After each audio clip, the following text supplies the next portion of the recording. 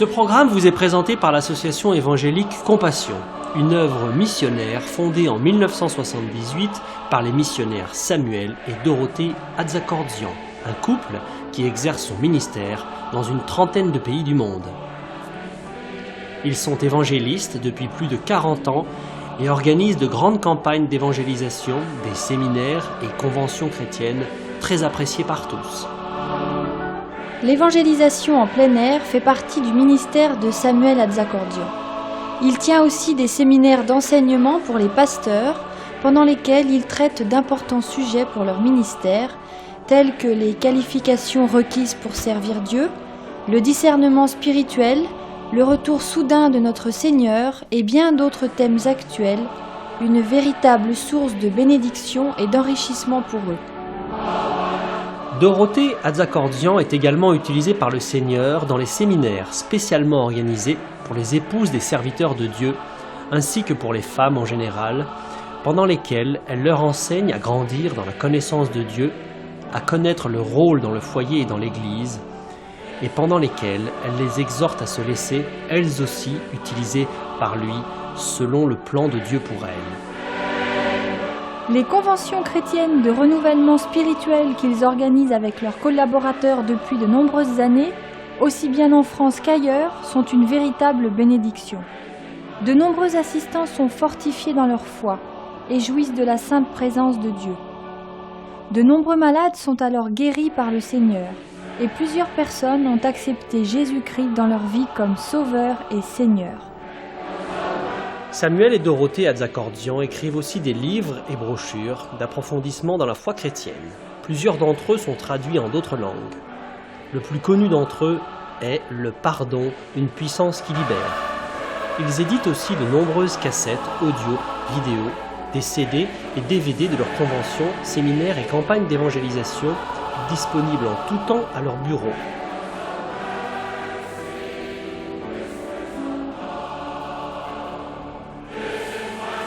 Leur site internet très intéressant vous permettra de mieux encore connaître leur ministère, de vous procurer régulièrement leurs messages d'édification, de lire de merveilleux témoignages d'intervention divine et aussi d'acheter en direct leurs nombreux articles.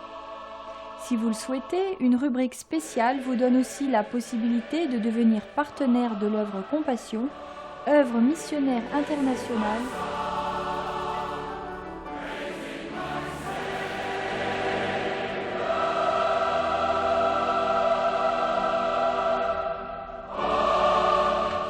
Nous souhaitons maintenant que vous soyez richement bénis par ce programme.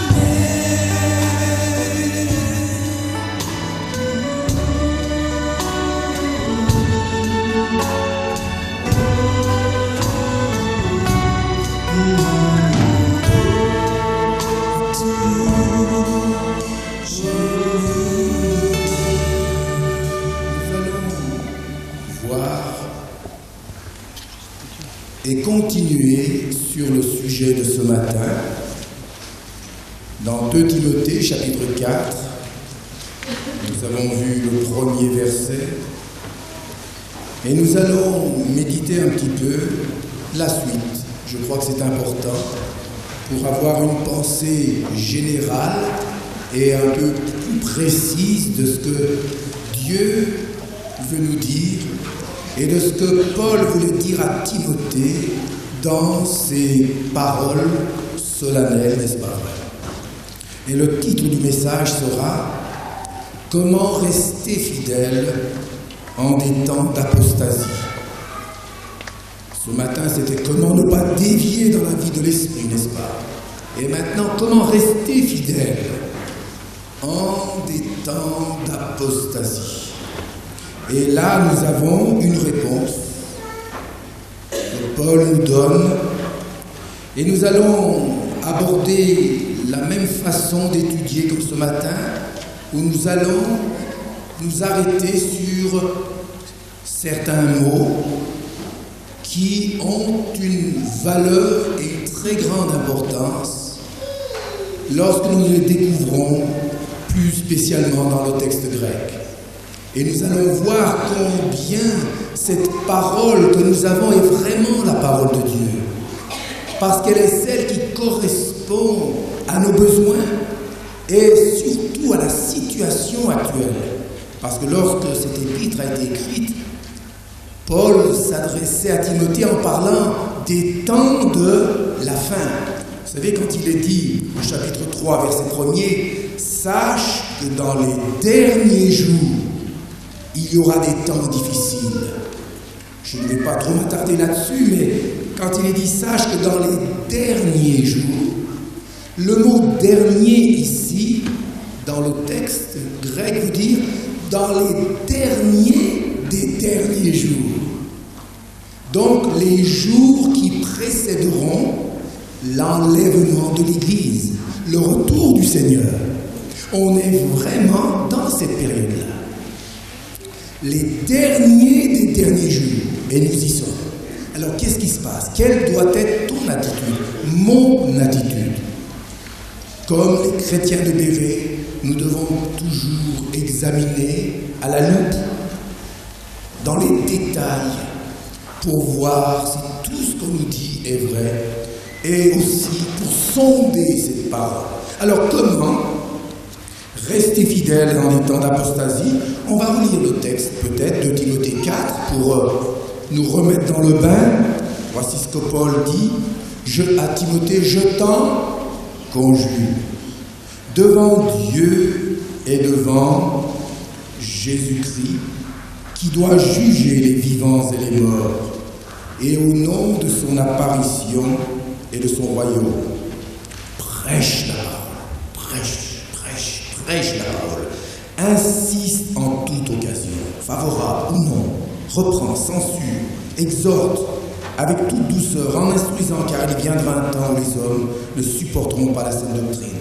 Mais ayant la démangeaison d'entendre des choses agréables, ils se donneront une foule de docteurs, selon leurs propres désirs, détourneront l'oreille de la vérité et se tourneront vers les fables, que c'est tragique.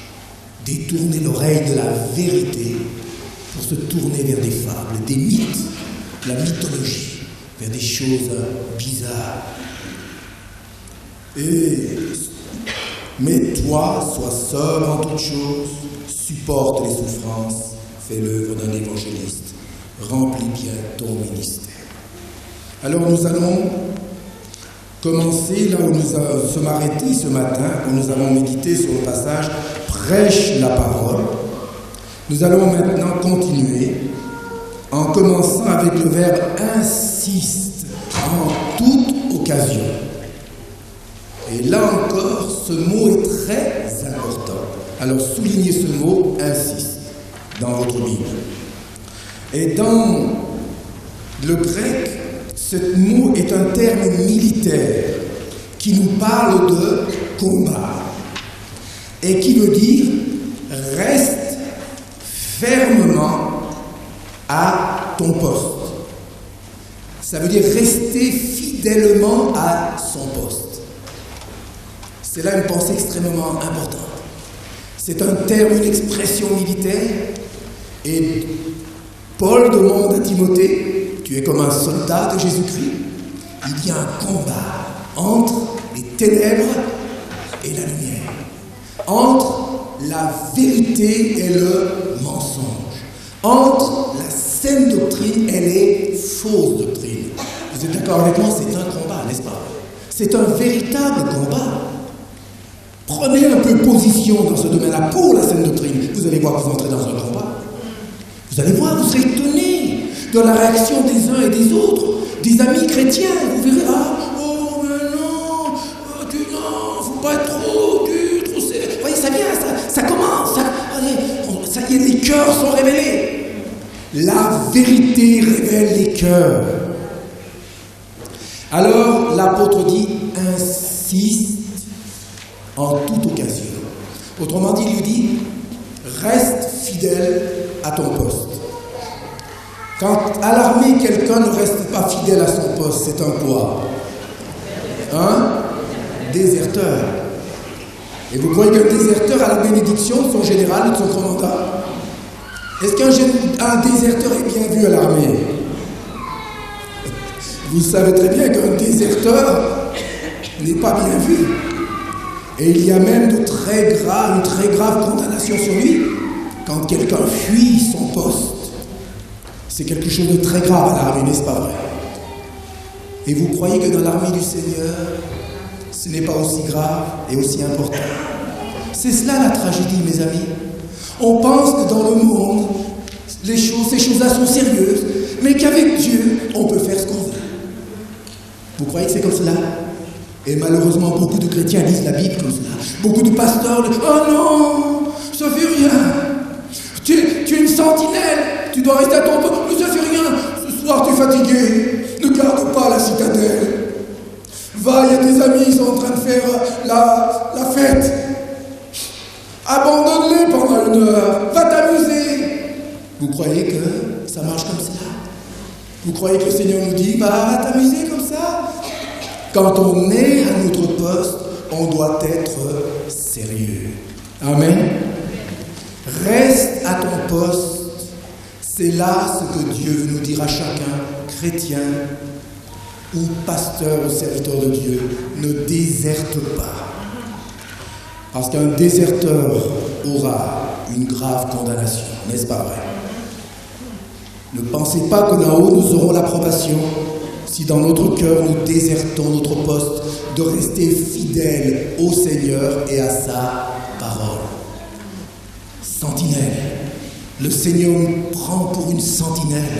Et vous savez, quand vous êtes une sentinelle dans la nuit, moi j'ai fait mon service, il y a des nuits où on devait rester dehors.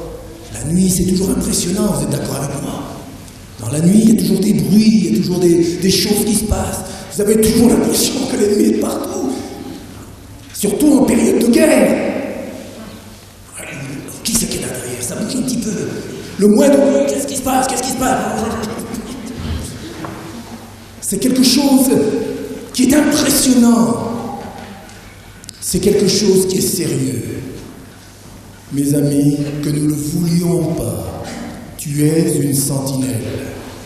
Et le Seigneur te dit, reste à ton poste. Ne déserte pas.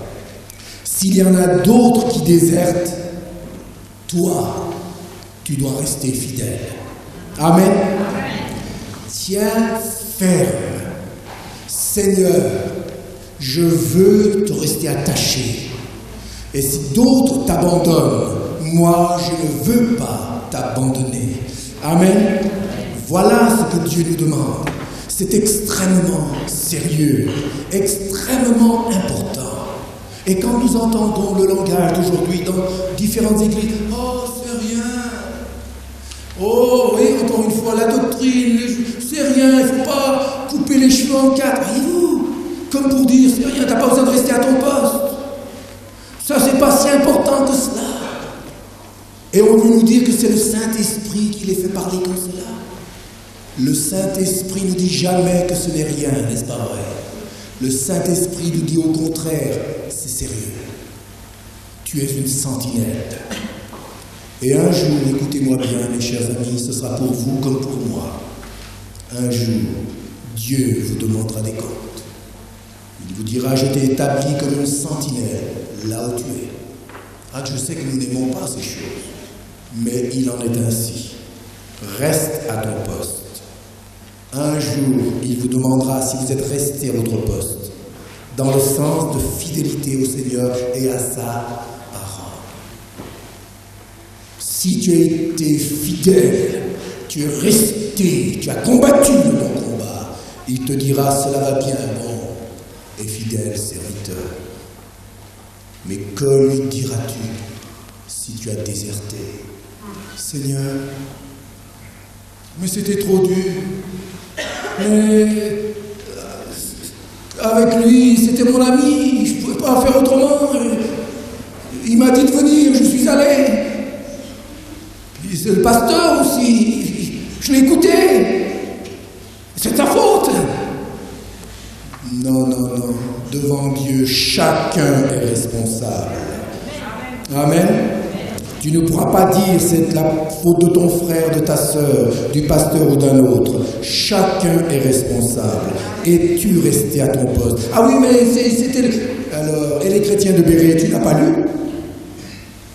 Ils ont examiné toujours. Qu'est-ce que tu faisais, toi?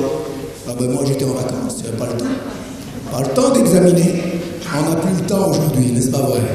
On est trop pressé. Reste à ton poste.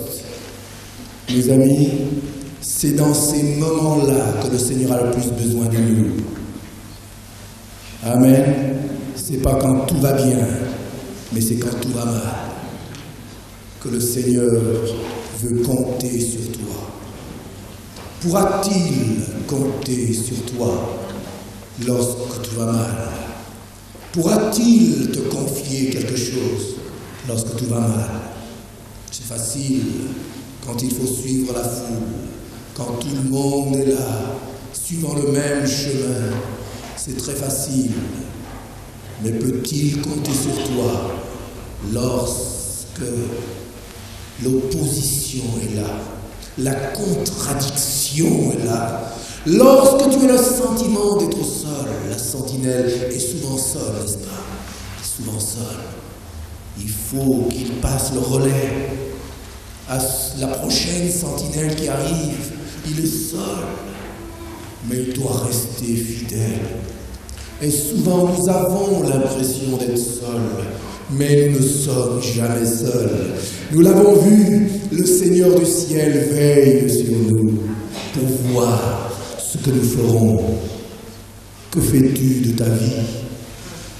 Alors où le Seigneur a besoin de sentinelles fidèles, soyons de ces gens-là qui disent « Présent Seigneur, je veux être cette sentinelle. » Amen. Mais si tu as déserté, que vas-tu lui dire? Quelle confusion de face. Oh, que le Seigneur nous préserve. Seigneur, je veux répondre présent à ton appel. Et je veux rester à mon poste, au pied du Seigneur et de sa parole. Et je veux que tu me dises, cela va bien, bon et fidèle serviteur. Tu as été fidèle en peu de choses, je te confierai beaucoup. Amen. Oh, que nous soyons tous à notre poste, lorsqu'il reviendra. Soyons tous à notre poste. Voyons le deuxième mot, en toute occasion. Il est dit après, insiste, en toute occasion, favorable ou non. Alors dans le grec, favorable ou non veut dire reste à ton poste quand les circonstances sont favorables ou mauvaises. Ou encore Timothée, la parole de Dieu est toujours vraie, quelles que soient les circonstances. C'est comme si Dieu dit, en toute occasion, favorable ou non, reste fidèle. Les circonstances sont favorables, eh bien, c'est bien d'être un chrétien, alléluia. Mais dans les circonstances défavorables, il faut aussi être un chrétien, amen. Amen, Seigneur, ta volonté soit faite jusqu'au bout. Beaucoup de chrétiens sont des chrétiens, alléluia. Il faut l'être, j'en suis un. Mais il faut être aussi un chrétien, amen. Dans les temps défavorables, en toutes circonstances favorables ou non, sa parole est la même. Avec le temps, sa parole ne change pas. Le problème dans tout ce que nous voyons aujourd'hui, c'est que ces apôtres et ces prophètes viennent avec de nouvelles révélations. Un jour, un pasteur d'Amérique nous a téléphoné à la maison. Une personne que l'on connaissait comme ça. Et vous savez ce qu'il m'a dit? J'étais surpris. Il me dit, frère Sam, en anglais un peu. Il m'a dit, qu'est-ce que le Seigneur vous a révélé ces derniers temps? Je lui ai dit, qu'est-ce que c'est ça? Qu'est-ce que le Seigneur t'a révélé? Ces nouvelles, est-ce que le Seigneur t'a révélé de nouvelles choses? Je lui ai dit, qu'est-ce que c'est ça? Je lui ai dit, mais moi je touche la parole, il n'y a pas de nouvelles choses. Mais j'ai compris, ils sont dans ce bain de nouvelles révélations. Vous savez, je pense à une chose, ces apôtres et ces prophètes dont je vous parle, ils ne se prennent pas pour n'importe qui. Et vous savez ce qu'ils disent dans leur prophétie? Ils disent que dans les derniers temps, les chrétiens des derniers temps vont atteindre une telle maturité que les apôtres, même Paul, Pierre, Jacques et Jean, viendront vous voir. Ils feront la queue pour venir vers vous et entendre ce que Dieu vous a donné et tout ce que Dieu peut faire dans votre vie. Vous vous rendez compte? Quelle hérésie! Mais c'est écrit! Même l'apôtre Paul va venir se mettre presque à genoux devant vous. Qu'est-ce que le Seigneur t'a révélé? Vous vous rendez compte? Et il y en a qui mentent à cela. Et c'est pourquoi dans ces milieux, il y a l'esprit de supériorité, d'orgueil. Ils ne s'abaissent pas, ils ont une révélation supérieure à la vôtre. Ils pensent que vous êtes ignorants. Ils nous prennent pour des ignorants. Et ils nous méprisent. Ils ne marchent plus par la parole. Ils ont des révélations à côté, au-dessus même de la parole. Selon la parole de Dieu, c'est du gnosticisme. Ce sont des gnostiques charismatiques. Qu'est-ce que le gnosticisme? Déjà du temps de l'apôtre, ça existait. Ces gnostiques, c'était des gens qui croyaient en la parole, mais aussi en des révélations surnaturelles. C'est des gens qui avaient souvent des visions, des révélations. Et pour eux, les expériences qu'ils faisaient d'une manière extra-biblique, puisqu'ils les avaient vécues, ils avaient vécu des choses extraordinaires parce qu'ils les avaient vécues, ces choses-là étaient considérées pour eux comme la vérité.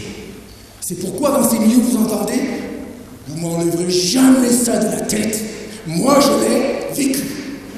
Vous voyez? Regardez, ça c'est du gnosticisme. Moi, je l'ai vécu. Comme pour dire, ce que j'ai vécu, c'est la vérité. Comment c'est la vérité? C'est pas parce qu'on a vécu une chose qu'elle vient forcément de Dieu. Vous êtes d'accord avec moi? La question n'est pas, ça m'a fait du bien. Je l'ai vécu, ça m'a fait du bien. La question finale n'est pas là. La question finale est, ce que j'ai expérimenté est-il biblique? C'est tout ça.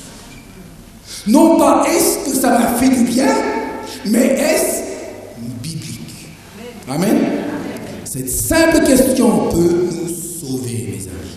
Ah oui, mais non, on ne peut pas. Et vous ne pouvez pas, c'est vrai.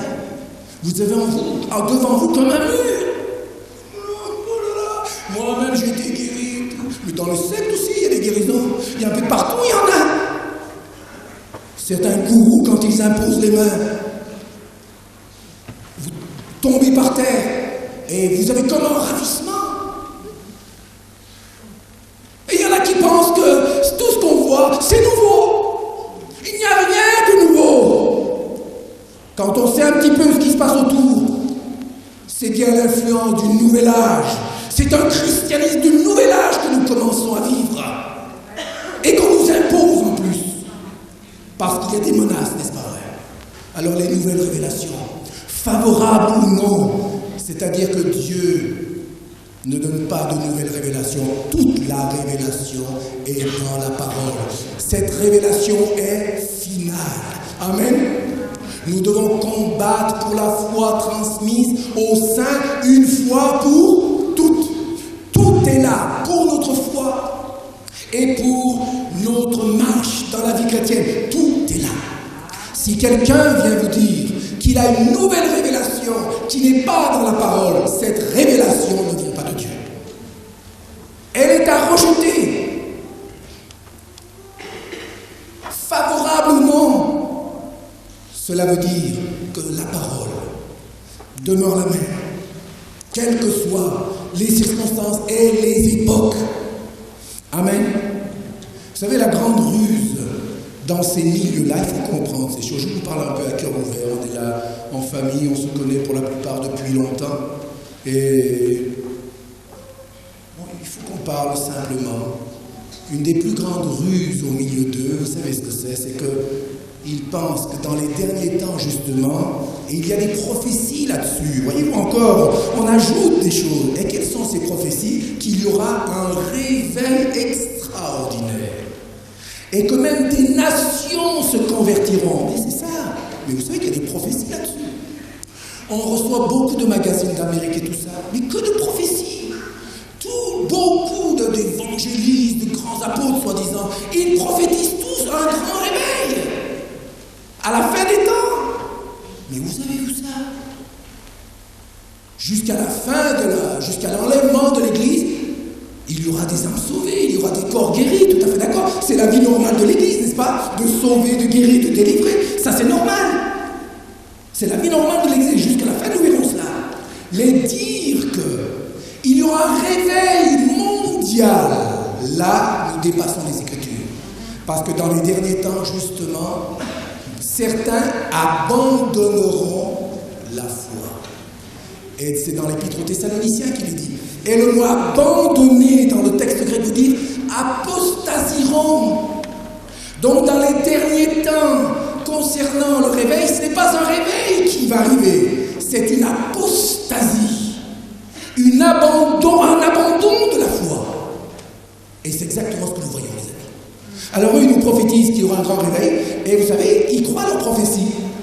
Et qu'est-ce qu'ils font? Dès que ça bouge un petit peu dans un pays, dès que ça bouge un petit peu quelque part, ça y est, c'est le réveil, c'est le réveil. Et ils ont fait la même chose avec Toronto. Puisque ça bougeait un petit peu, ça criait un petit peu, il y avait quelque chose un peu de spécial, ça y est, c'est le réveil. On l'attend tellement qu'on est prêt à accepter n'importe quoi. Voyez-vous, quand on est mal informé, quand on accepte des prophéties extra-bibliques, on est là à l'écoute de la moindre chose qui se passe dans le monde et on dit c'est le réveil. Et c'est comme cela qu'on se fait prendre au piège, n'est-ce pas vrai?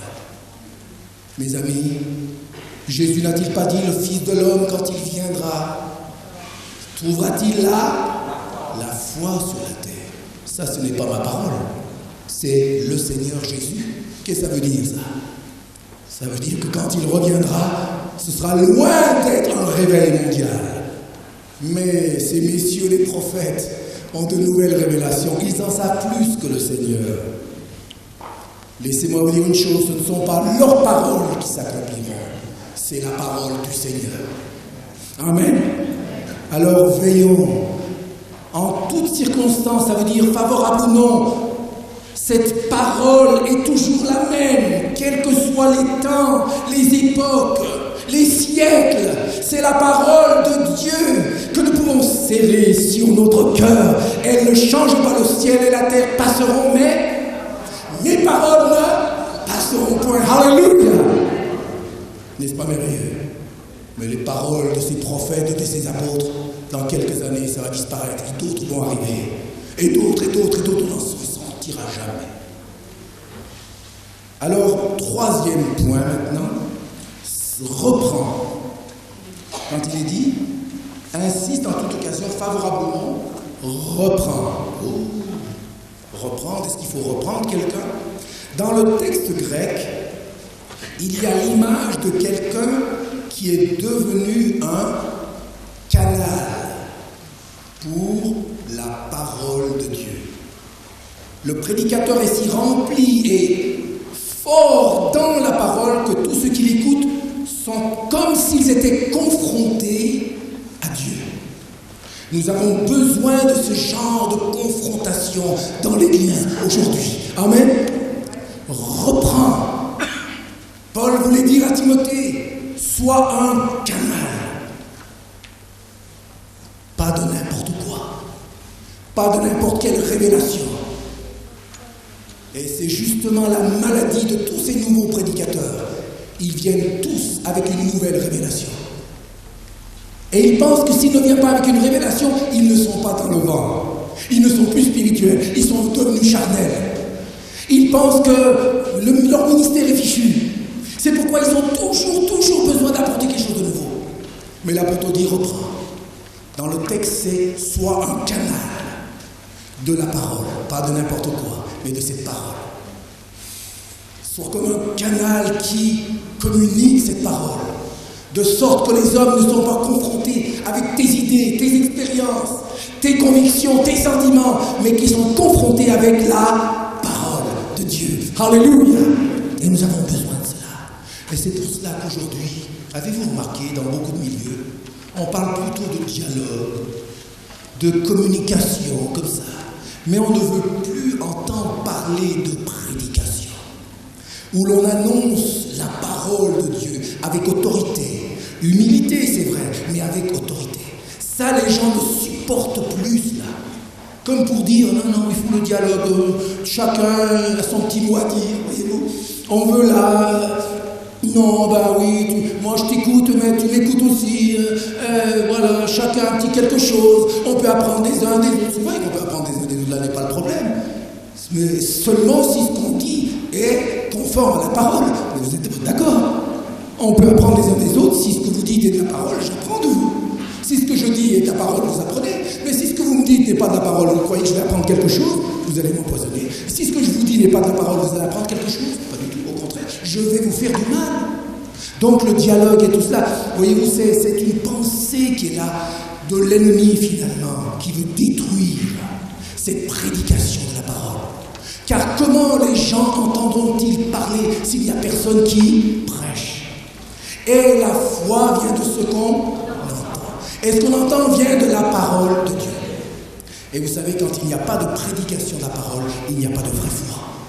La foi biblique, dans le Seigneur, dans sa parole, dans ses promesses, il n'y a plus de foi. C'est pourquoi dans ces milieux-là, tout est sentimental. Ah, j'ai senti ceci. Ah, j'ai senti cela. Ah, je sens. Oh, j'ai rien senti là, ça n'en est plus. Uniquement des sentiments. On est là, on plane complètement. Ah, c'est une belle réunion, on a senti la présence. Ah, il n'y avait rien du tout, c'était vide. On n'a rien senti. On ne vit que des sentiments. C'est bien, parfois le Seigneur nous donne des sentiments, mais on ne doit pas vivre de sentiments seulement. Car le sentiment, souvent. Le sentiment, souvent. Oui, le sentiment, souvent. Vous ne pouvez pas vivre de sentiments, c'est pourquoi la parole de Dieu dit que mon juste vivra par la foi. Par la foi. Par la foi, mes amis. Et c'est pourquoi lorsqu'il n'y a pas ce canal, si vous n'êtes pas un canal qui communique la parole de Dieu, nous ne pourrons pas communiquer la vraie foi. Et s'il n'y a pas la vraie foi dans la parole, il y aura, mes amis, la croyance en n'importe quelle doctrine. Et c'est justement la porte ouverte à toutes les hérésies. C'est ce qui se passe. S'il n'y a pas le fondement de la parole, il n'y aura pas de discernement dans le peuple de Dieu. Vous voyez combien c'est important? Le diable voudrait dire, mais non, ça suffit, hein, la parole, on n'a pas besoin de... Hein, comme ça, la parole de... Ah, oui, mais c'est la parole de Dieu, ce n'est pas la nôtre. Et les hommes et les femmes ont besoin d'être confrontés à cela. Mais c'est ce qui manque le plus aujourd'hui. Combien nous devons rester à notre poste pour cela. Amen. Il est écrit.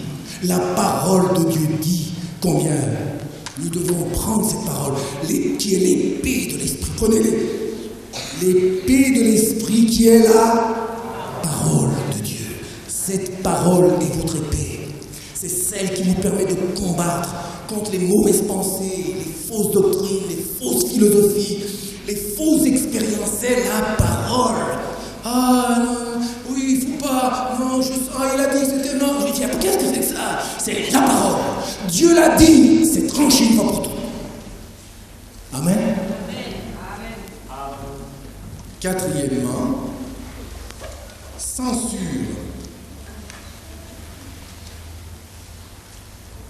Il est dit, reprend censure. C'est intéressant de savoir ce que ce mot aussi veut dire. Censure, qu'est-ce que ça veut dire? Censure dans le grec epidimao. Je ne suis pas fait du grec, il faut me pardonner. Qui veut dire arrêter quelque chose. Ça veut dire arrêter quelque chose. Donc faire stopper quelque chose. Si nous prêchons vraiment la parole, cette parole a la puissance d'arrêter, de stopper toutes ces mauvaises choses, toutes ces hérésies, toutes ces fausses conceptions. La parole seule a la puissance d'arrêter tout cela. Amen. Arrêter quelque chose, mes amis, qu'est-ce qu'il faut faire? Combien posent la question, mais qu'est-ce qu'il faut faire pour arrêter toute cette séduction, toutes ces hérésies? Qu'est-ce qu'il faut faire? Beaucoup disent qu'il faut prier. D'accord, il faut prier. Mais il faut prier après avoir parlé et annoncé la parole. Vous devez prier après avoir donné la parole. Et si la personne refuse la parole, vous ne pouvez pas faire grand-chose. Ou vous pouvez prier pour que cette personne entende la parole. Entende la parole qui va stopper en lui cette hémorragie où il perd sa vie spirituelle. Et il est en train de se disqualifier spirituellement parlant. Il n'y a que la parole qui puisse arrêter cela. Voyez-vous d'où l'importance de faire connaître le message, de prêcher la vérité, mes amis.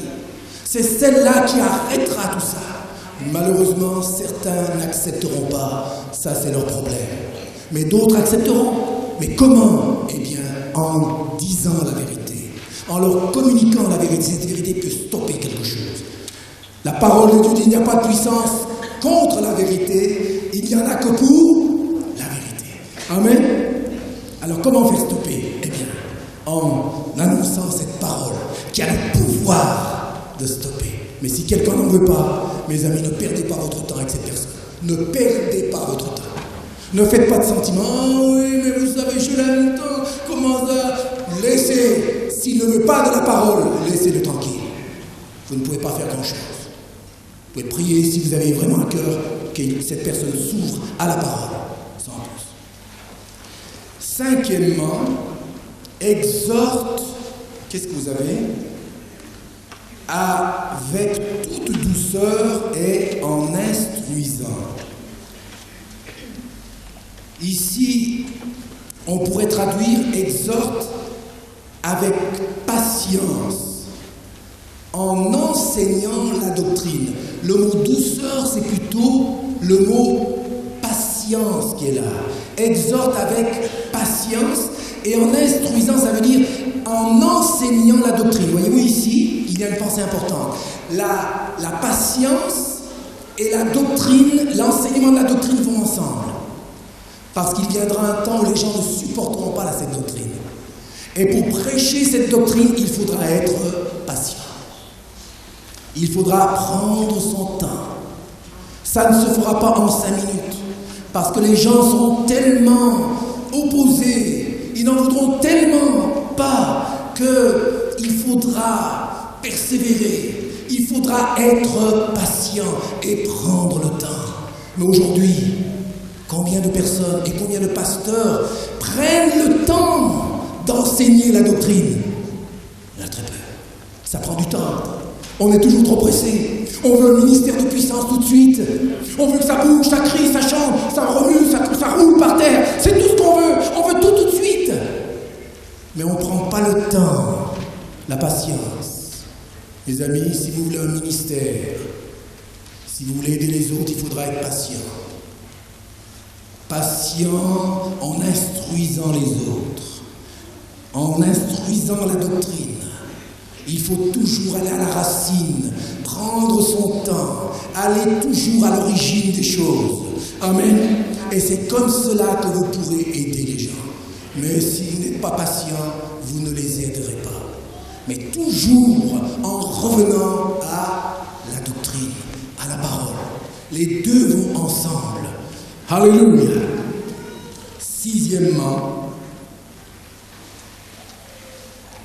car il viendra un temps, là il y a un point très important maintenant, qui reflète justement l'esprit qui est actuellement dans les églises.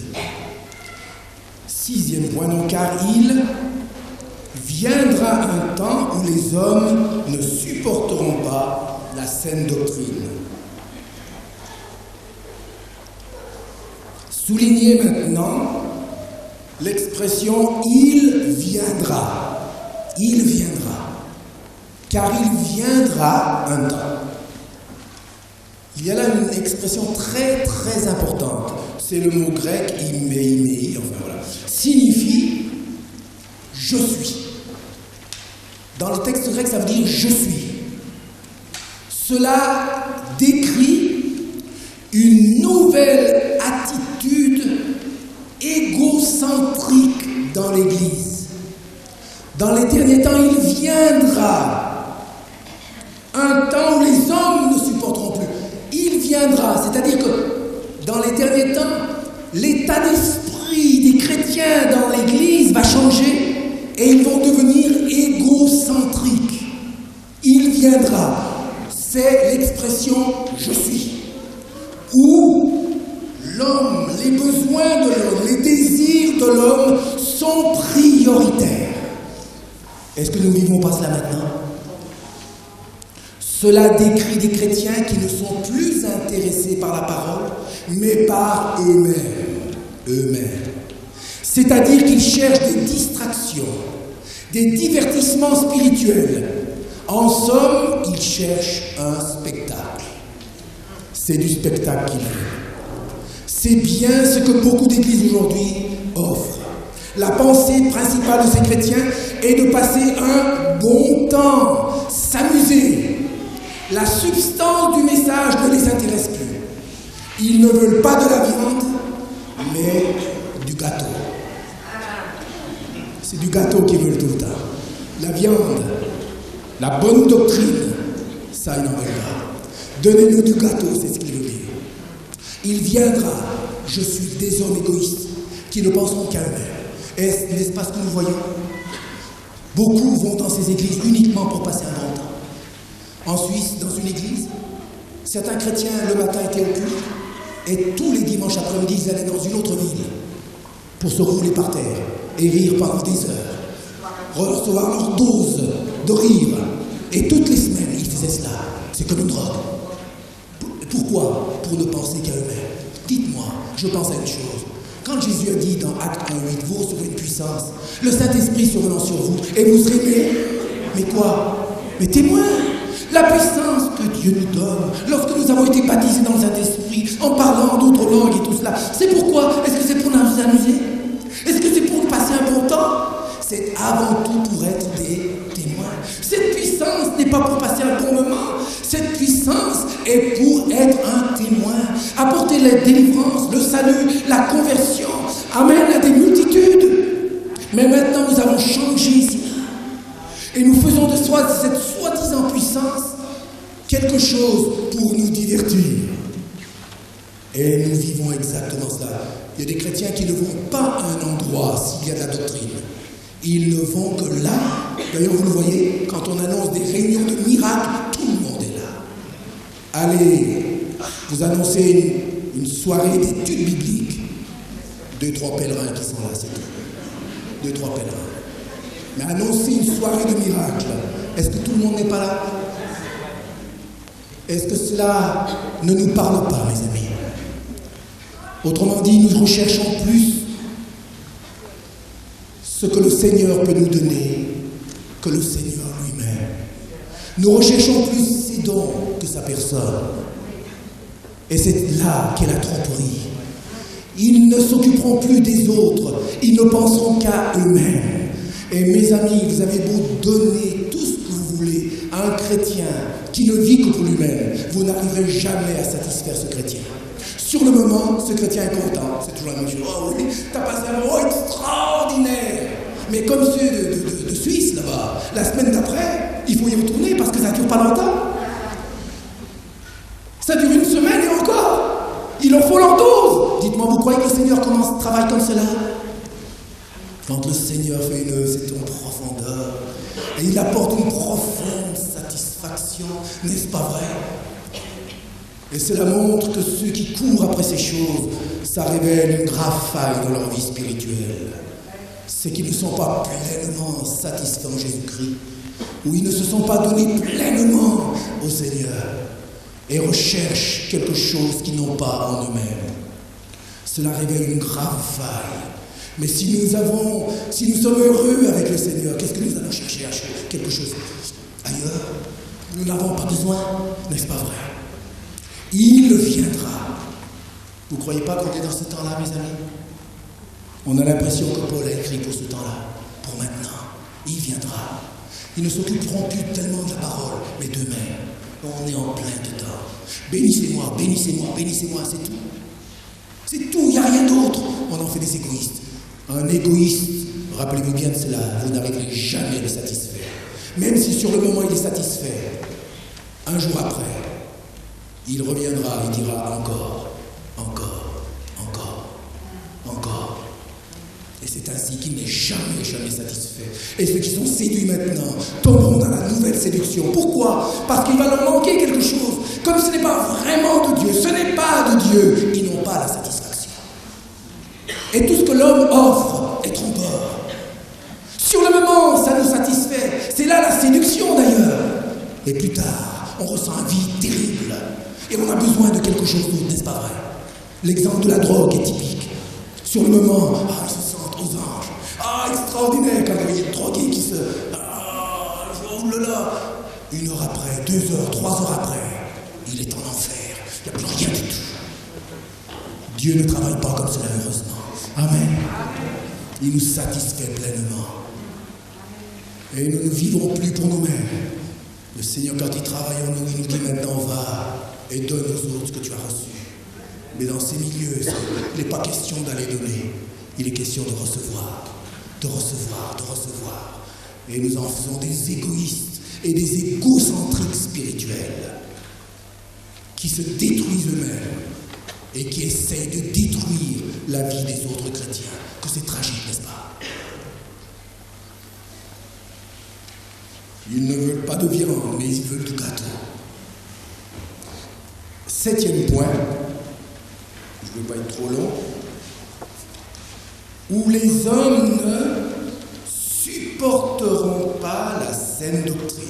Souligner, supporteront pas, supporter. En grec, c'est le mot tolérer. Ils ne toléreront plus la saine doctrine.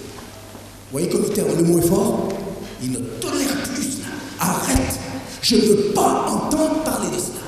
Et nous sommes en plein dedans. Vous êtes d'accord? Mais dans certains mouvements, certaines œuvres, on leur dit, quand ils rendent témoignage ici, on ne parle pas de doctrine, ça divise. Et tu dois te taire, après c'est tout. Ils ne tolèrent pas la doctrine, la saine doctrine. Mais on est en plein dedans. On est en plein dedans. Et il est dit, ils ne toléreront pas la saine doctrine. Et le mot sain ici, veut dire en bonne santé. Une traduction littérale serait « car des personnes égoïstes se manifesteront dans l'Église et ne toléreront plus une nourriture qui est bonne et essentielle pour eux. » Ils ont tout ce qu'il faut, ils n'en veulent pas. Tout ce qu'il leur faut vraiment pour grandir, pour s'épanouir, ils n'en veulent pas. Mais ils sont prêts à prendre n'importe quelle autre nourriture. Parce qu'ils ne veulent pas de la bonne nourriture. N'est-ce pas tragique?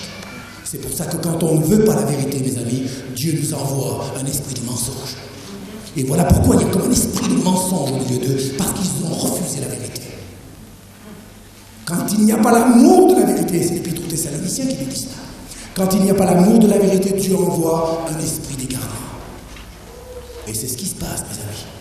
C'est pourquoi la seule chose qui nous gardera dans ces temps de la fin, c'est l'amour de la vérité. Amen. L'amour de la vérité nous préservera de tous ces esprits d'égarement. 8. Selon leur propre désir. Ils se donneront une foule de docteurs selon leur propre désir. Dans le grec, le mot désir veut dire un désir très très fort. C'est une passion profonde. Vous voyez, ce n'est pas une envie passagère, mais quelque chose de très très profond. C'est une passion. En anglais d'ailleurs c'est lust. Les désirs ce sont des lust. En lust, ceux qui savent en anglais, c'est quelque chose, c'est une passion, c'est quelque chose de très fort. Décrit la condition de leur cœur. Dieu vous donnera ce que votre cœur désire, que ces désirs soient bons ou mauvais. À partir du moment où on refuse la vérité, alors on ouvre la porte au mensonge. Ces désirs, et là mes amis c'est cela, cette passion de désirer des choses à un tel point que on est prêt à accepter n'importe quoi, pourvu que ça me fasse du bien, pourvu qu'on passe un bon temps. Et la jeunesse, par milliers, commence à tomber dans ce panneau-là, n'est-ce pas vrai?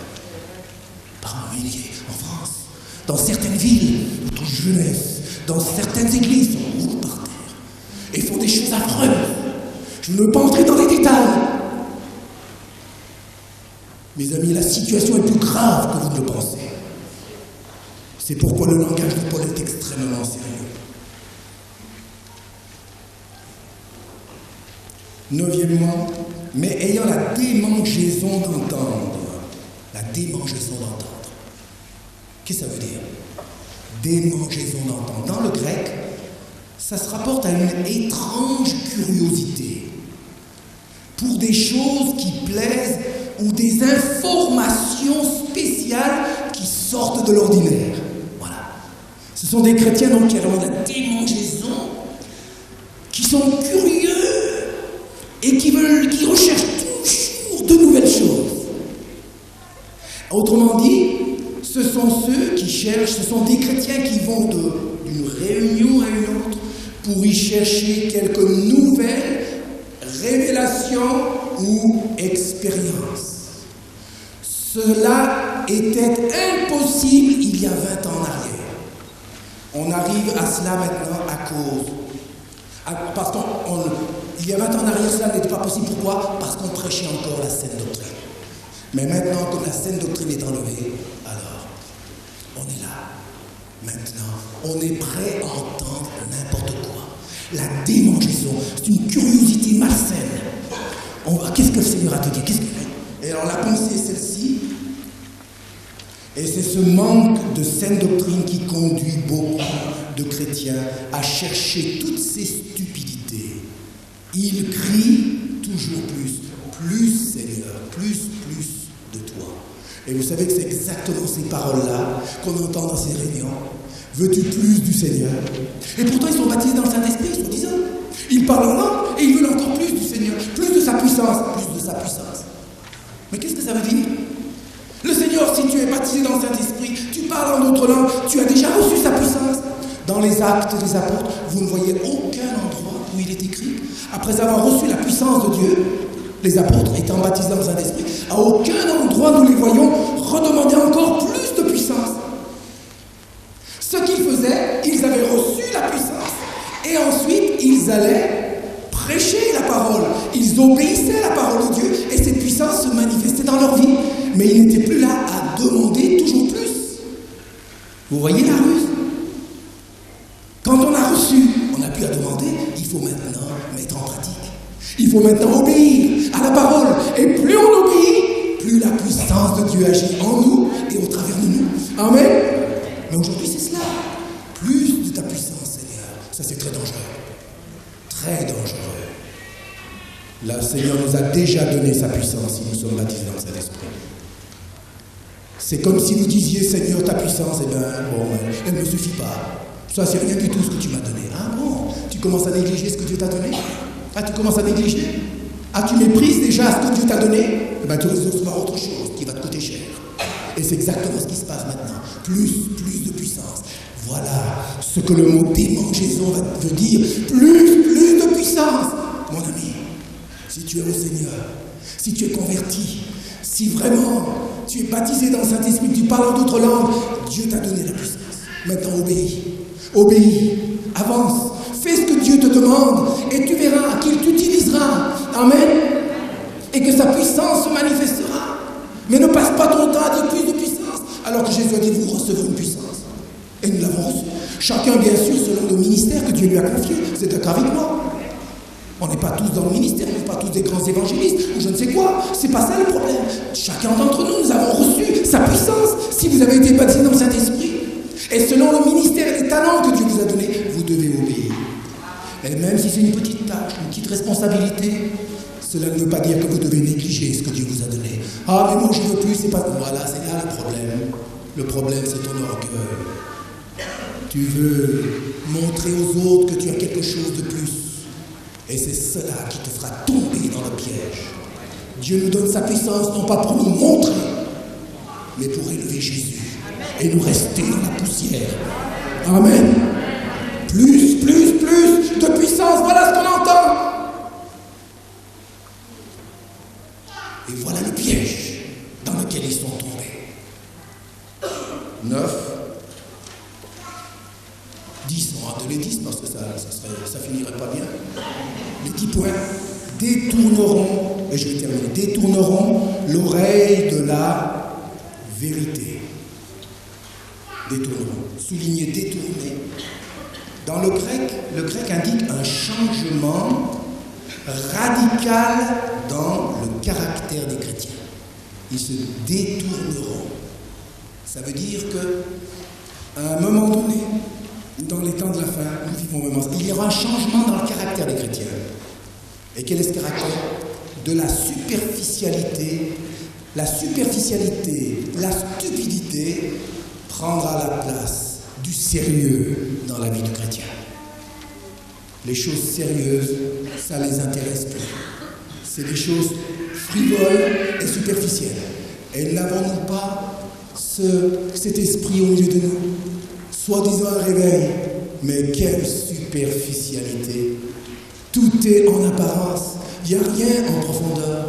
Vous voyez des gens qui soi-disant font des expériences extraordinaires, vous les voyez 15 jours après, ils sont de nouveau dans le trou. Il n'y a rien du tout, c'est du vent. La stupidité prendra la place du sérieux. La superficialité, il y aura un changement de caractère. Et nous vivons cela, n'est-ce pas vrai? Nous vivons cela, que le Seigneur nous donne de rester sérieux, n'est-ce pas? Tout en étant joyeux dans sa présence, mais sérieux. Vouloir une vie chrétienne profonde, sérieuse, réelle. C'est comme cela que nous serons vraiment heureux. C'est comme cela que nous goûterons vraiment sa présence et que nous verrons que le message de l'Évangile, le christianisme, est quelque chose que nul homme ne peut nous donner, qu'aucune religion, aucune nouvelle expérience ne peut nous donner. Nous avons tout pleinement en Jésus-Christ. Alléluia.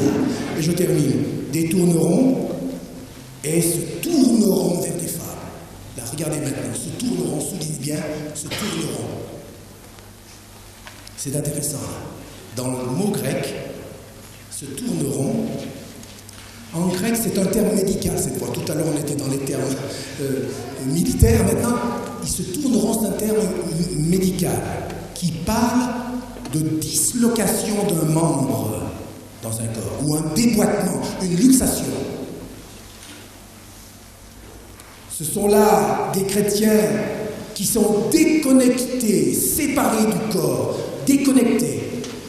Et cette luxation, vous voyez, il y a comme une luxation, c'est comme une hanche qui est, la luxation d'une hanche, une épaule, une luxation, c'est quelque chose qui est déboîté.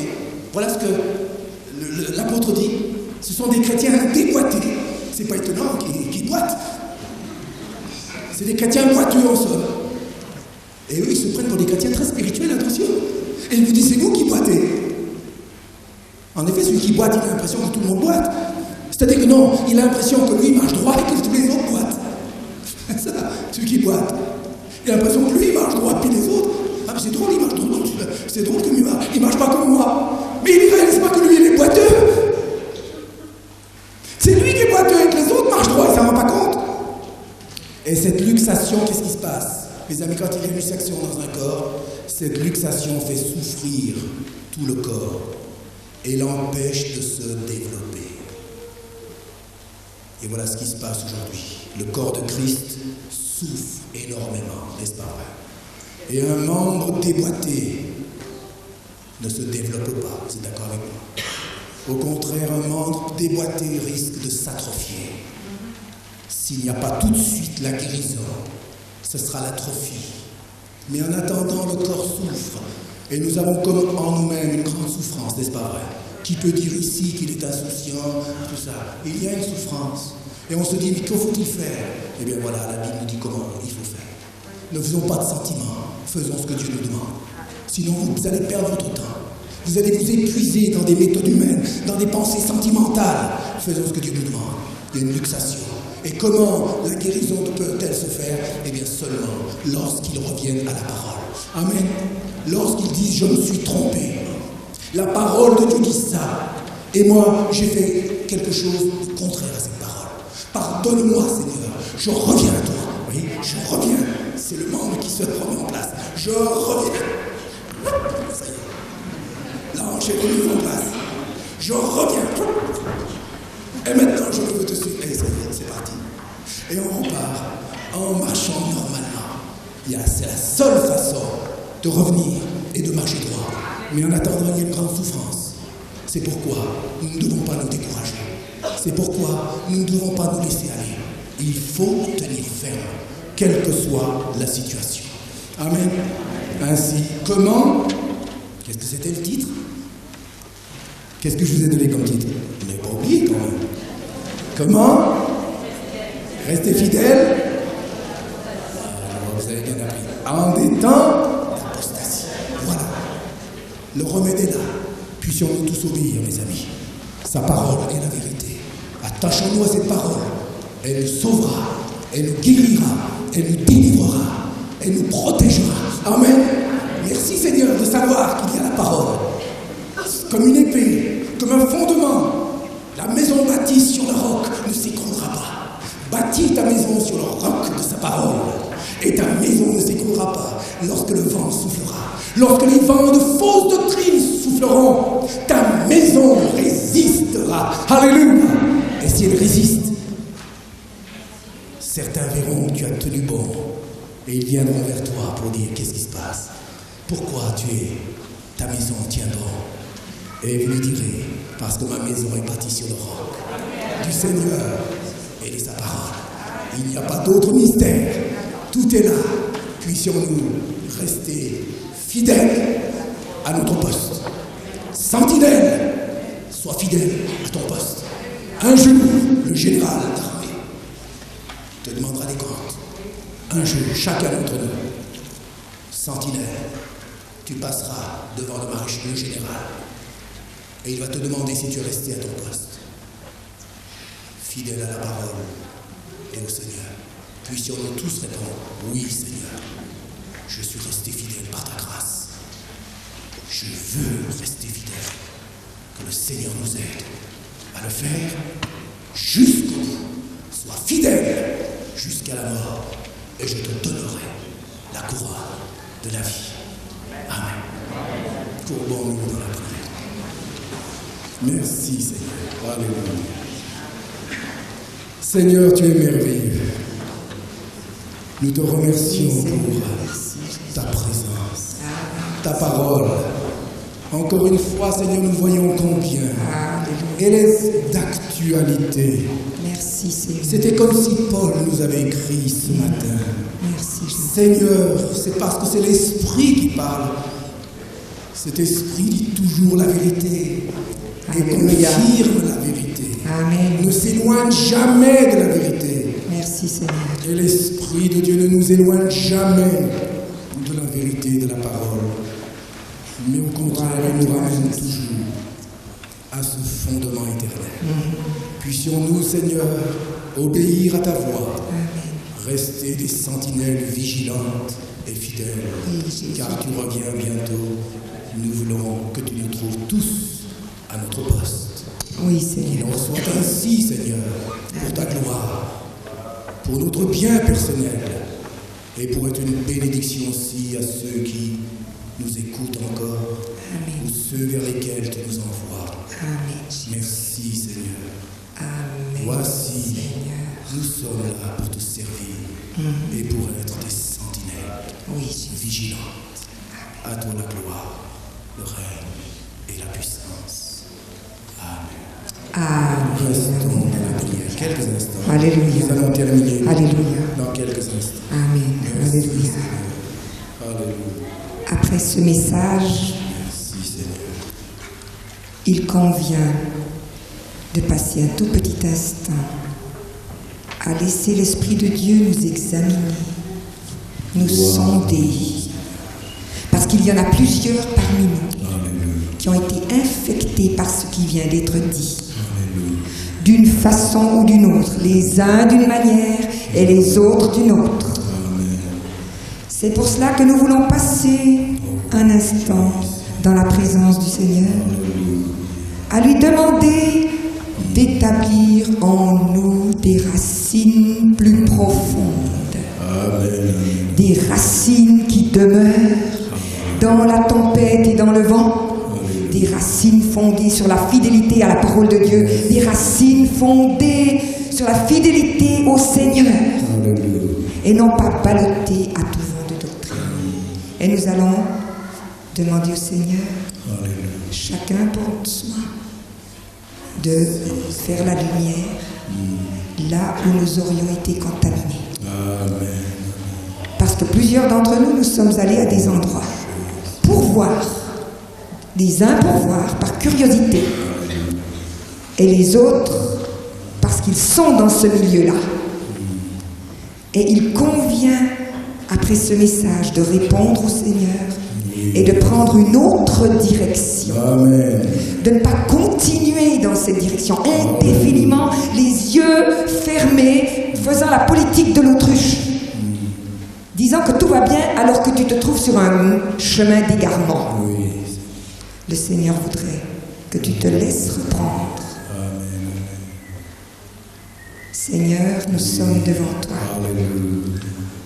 Nous avons, les uns et les autres, besoin que tu rectifies nos pensées, que tu laves nos pensées, notre esprit, nos oreilles, notre cœur, notre être tout entier, pour que nous soyons lavés de ces fausses doctrines, de ces erreurs qui se sont glissées dans les églises parmi nous. Et nous voulons dire devant ta face, Seigneur, que nous voulons être ces sentinelles et que nous voulons aller jusqu'au bout avec toi et que nous refusons ces erreurs monumentales qui nous ont été enseignées de part et d'autre. Seigneur, pardon, Seigneur. Purifie-nous. Nous avons vu à la lumière de ta parole et de ce qu'elle dit, ce qui nous a été enseigné. Puissions-nous contrôler, comme les chrétiens de Béret, ce qui nous a été enseigné et revoir nos voies. Seigneur, pardon pour ton peuple, pardon pour nous-mêmes. Nous ne voulons pas continuer sur ce chemin d'égarement. Jésus, pardonne, Seigneur. Nous voulons être plus vigilants, des sentinelles à leur poste, et nous voulons être fidèles jusqu'au bout. Seigneur, nous voici, Seigneur. Merci pour ce message. Merci pour ces avertissements. Merci, c'est encore par amour pour chacun de nous que tu nous avertis. Maintenant, le Seigneur m'a donné une autre pensée qui vient compléter celle-ci.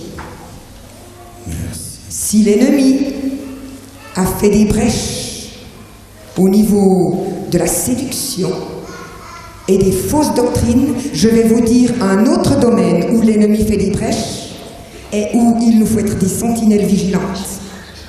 Et ce domaine-là, c'est dans les couples. Il y a de plus en plus de couples qui se divisent, qui se séparent parmi nous, même parmi les chrétiens. Et ce n'est pas à la gloire de Dieu. Et là aussi, le Seigneur veut nous trouver des sentinelles vigilantes dans le couple. Il a été question de sentinelles. Et le premier endroit où nous devons être des sentinelles, c'est dans le couple, parce que l'ennemi cherchera à faire des brèches aussi. Et nous vivons des temps où l'ennemi fait des brèches partout. Et ça devient insoutenable.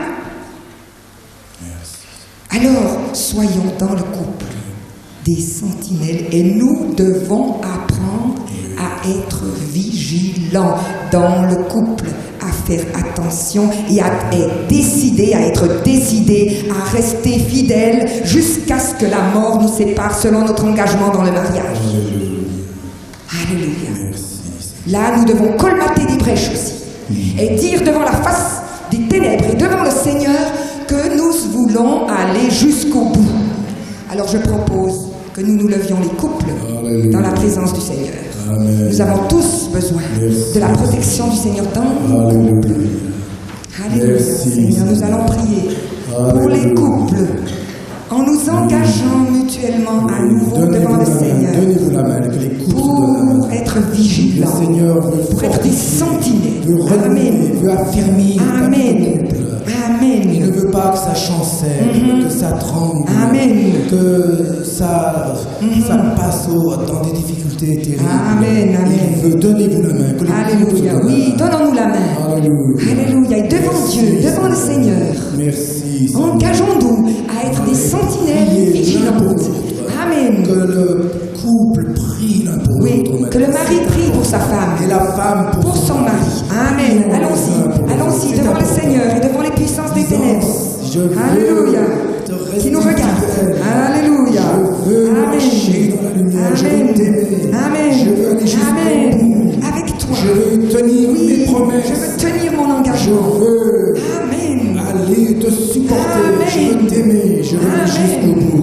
Amen. Alléluia. Merci Seigneur. Je veux te rester fidèle et je veux veiller à mes pensées. Je veux veiller et ne pas donner accès à l'ennemi. Amen. Je veux rester avec toi jusqu'à ce que la mort nous sépare. Je veux rester avec toi et t'aimer jusqu'au bout et te respecter. Merci Seigneur. Je ne veux pas diviser ce que tu as dit. Je veux rester avec toi. Alléluia, alléluia. Je t'aime et je veux marcher de l'amour du Seigneur. Jusqu'au bout. Merci Seigneur. Quelles que soient les tempêtes, Amen. Les épreuves. Amen. Amen. Amen. Merci Seigneur. Merci Jésus. Tenir merci. Amen. Amen. Les promesses. Amen. Alléluia. Que je fais d'un jour devant toi. C'est vrai. Et devant les hommes. Amen. Amen. Amen. Merci Seigneur. Parce que c'est toi qui nous as unis. Alléluia. Et ce que Dieu a uni, que l'homme ne vienne pas le séparer. Nous voulons rester unis. Disons-le à la face de Dieu. Je veux rester unis avec mon mari jusqu'au bout. Jusqu'au bout. Alléluia. Alléluia. Et nous te prions, Seigneur, pour tous les couples présents et même ceux qui n'ont pas leur mari à côté d'eux. Seigneur, préserve-nous. Amen. Amen. Que ceux qui sont là, Gloire. tu as vu, Seigneur, leur décision. Tu as vu leur détermination. Merci, Seigneur, tu les protèges. C'est à nous le vouloir et à toi le pouvoir. Alléluia. Ou à toi le pouvoir et à nous de vouloir. Merci, Seigneur. Mais si nous le voulons, toi, tu nous donneras le pouvoir de le faire. La chair est faible, mais c'est l'esprit qui vivifie. Amen. C'est grâce au Saint-Esprit que nous pouvons le faire. Pas par nous-mêmes, mais grâce à l'Esprit de Dieu. Et chaque fois que nous avons des interdits, que nous avons des tensions, revenons toujours à la croix, tous les deux ensemble. Mettons-nous à genoux. Alléluia. Mettons-nous à genoux et Mettons-nous à genoux et le Seigneur enlèvera cette tension et ce qui peut s'être établi entre nous, qui vient souvent de l'ennemi. Sachons lui résister dans une obéissance parfaite à la volonté de Dieu. Alléluia. Cessons de tourner autour de nous-mêmes. Apprenons à nous sacrifier l'un pour l'autre, à nous donner l'un pour l'autre, Amen. à ne plus vivre pour nous-mêmes en égoïste, Merci Seigneur. mais à vivre pour celui Amen. qui est mort et ressuscité pour nous, ayant les yeux fixés sur Jésus. Alléluia. Nous allons Attendez, finir. non, pas encore. Encore une, vous pouvez vous asseoir. Merci Seigneur. Le Seigneur a encore quelque chose à dire parce qu'il s'est adressé aux jeunes tout à l'heure. Et il m'a donné cela il y a déjà quelques jours. Ce sont des pensées et des paroles d'encouragement cette fois pour les parents des jeunes qui sont partis dans le monde. Le Seigneur va encourager cet après-midi les parents de plusieurs rétrogrades. Vous avez dans votre famille des jeunes filles, des jeunes gens rétrogrades qui sont partis dans le monde, qui sont repartis dans le monde pour certains. Le Seigneur nous dit, et il m'a donné cette pensée très forte pour toute cette convention, il va les ramener dans la bergerie. Alléluia, alléluia. Il va les ramener à lui. Merci Seigneur. Et cela dans plusieurs familles ici présentes. Je suis venu chercher et sauver ce qui était perdu. Et nous avons des enfants qui sont perdus. Ils sont perdus et c'est aussi pour eux que je suis venu. Je suis mort afin de les ramener à la vie. Car ma volonté n'est pas qu'ils meurent, mais qu'ils soient sauvés et qu'ils vivent. Je chercherai mes brebis qui sont perdues. Je les recueillerai dans tous les lieux où elles se sont dispersées. Alléluia. Au jour des nuages et de l'obscurité, je ramènerai celles qui se sont égarées. Elles sauront que je suis l'Éternel leur Dieu, quand je briserai les liens de leur joug et que je les délivrerai de la main de celui qui les a servissés. Alléluia. Je penserai aussi celles qui sont blessées et je fortifierai celles qui sont malades. Je les ramènerai dans ma maison, dit le Seigneur, et je les ferai paître dans un bon pâturage, car je les aime et c'est moi-même qui en prendrai soin. Elles trouveront en moi un asile et je les ferai se reposer en moi et je leur apprendrai à trouver leur nourriture en moi. Elles sauront que je suis leur Dieu, que je suis avec elles, qu'elles sont mes brebis, mes enfants. Et, écoutez, c'est beau, et après toutes leurs angoisses, elles sauront qu'en moi, elles ont enfin trouvé la sécurité, la paix, le repos, et que la plus grande bénédiction est d'être auprès de moi. Alléluia. Louons le Seigneur. Disons-lui merci pour ces jeunes qu'il va ramener, qu'il va prendre dans sa bergerie, qu'il va choyer, qu'il va prendre sur ses genoux, qu'il va consoler, qu'il va guérir, qu'il va penser. Merci d'exaucer cela et merci d'en ramener dans la bergerie. Tu les connais par nom, du premier jusqu'au dernier, du dernier jusqu'au premier. Merci Seigneur, tu es aussi leur berger et tu vas les trouver là où elles se sont égarées. Merci Jésus. Nous voulons continuer de croire et croire et croire et croire par-dessus tout. Amen. Amen. Amen. Chantons pour terminer comme un chant de consécration, Seigneur. Après tout ce qui nous est Alléluia, dit, Jésus. nous n'avons qu'à lui dire, Seigneur, je m'offre à toi. Alléluia. Et je veux te Merci, glorifier Seigneur. encore Merci. plus dans ma vie, dans mon foyer, Amen. dans mon travail. Je veux Alléluia, te Jésus. glorifier dans ma vie. Amen, Seigneur. Amen, Jésus. C'est mon joyeux service.